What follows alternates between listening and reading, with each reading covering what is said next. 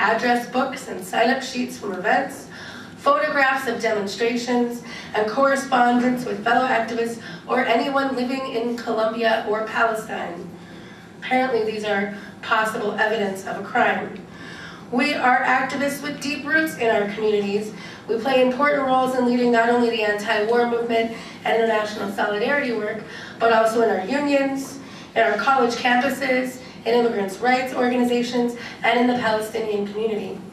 This case represents a serious attack on people's movements, not just us and our organizations. And that's why 256 people's organizations, just like UE, have responded with statements and actions supporting us. Not only is this an attack on the anti-war movement broadly, it is most definitely an attack on the Palestine Solidarity Movement and Palestinians and Arab Americans living here. The laws in this case have been wielded against Arabs and Muslims for decades, and especially against Palestinians.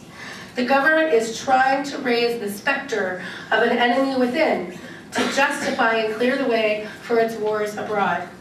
And now the goal is to criminalize anti-war activists and international solidarity activism in defense of a foreign policy that has caused the deaths of tens of thousands of American troops and hundreds of thousands from Iraq to Afghanistan and elsewhere.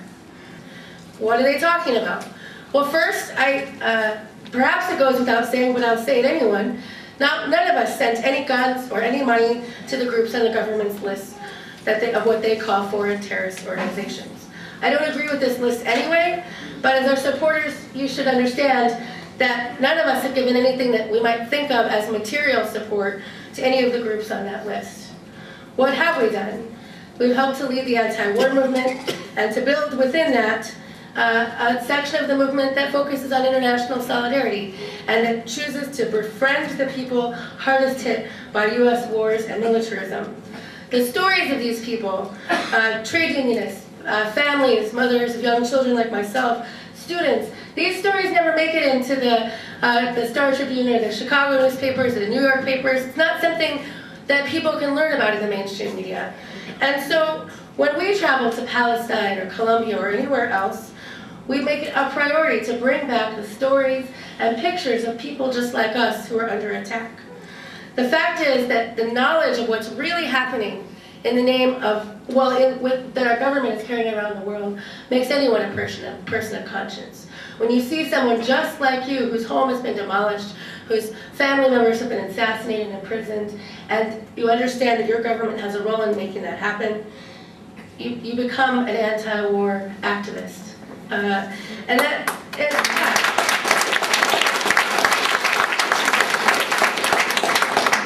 It makes our movement stronger, and that's exactly what the warmongers don't want. And whether they like it or not, I would have to say that I believe very strongly in our commitment to international solidarity, that it is both moral and righteous. There's other work that we've done in terms of solidarity. What kind of activities are we talking about? To be clear, we're talking about political support and humanitarian aid. Some of us have called for freedom for political prisoners. Some of us have published the views of people resisting imperialism in other countries. Some of us have sent token contributions to people's movements, organizations, unions, doing legal humanitarian work on the ground. Ours is like the work that has been done for decades in this country, those that were part of the anti-apartheid struggle in South Africa, those that did Central America solidarity work, Irish Republican supporters, there's a long tradition in this country of befriending the peoples of the world, not seeing them as enemies. And so the activities that we've done, or that some of us have done, are all just like that. They're the kind of work that people have been doing for years. But the prosecutors don't see it that way. First, we have heard that they are very upset that there was some fundraising done for an organization called the Union of Palestinian Women's Committees. This is a wonderful organization. It is a registered NGO with the Palestinian Authority. It is not banned by Israel, and it is not on the US government's terrorist list. Quite the opposite. They run daycares. They provide support to women refugees, and they work towards women's equality for Palestinian women. There is no reason that we should not support them politically and financially if we can. The work that we have done the work that we defend and will continue doing, should all be protected not only under international law, but even under the Constitution of this country.